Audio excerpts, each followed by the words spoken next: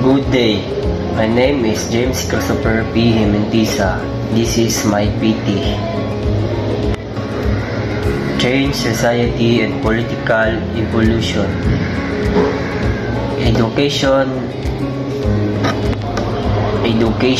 and awareness. Invest in comprehensive educational programs aimed at fostering critical thinking, civic engagement, and empathy by promoting education for all societies and empower individuals to participate actively in the political process, make informed decisions. Advocacy and activism.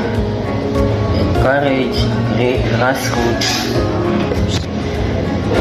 movement and civil society organizations to advocate for social justice, human rights, environmental sustainability, and equitable governments by amplifying marginalized voices and addressing systemic inequalities societies and work towards a more inclusive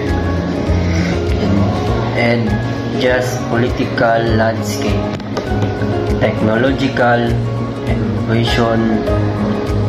Embrace technological advancements to enhance transparency, accountability, and participation in governments. Develop digital platforms for citizen engagement. Open data integrity and online voting system to strengthen the democratic process and bridge the gap between government and citizen. Political reforms. Implement electoral reforms, campaign finance, religions, and anti-corruption measures to enhance the inequity and fairness of electoral system, promote proportional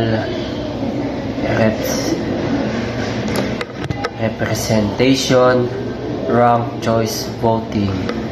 And that's all. Thank you.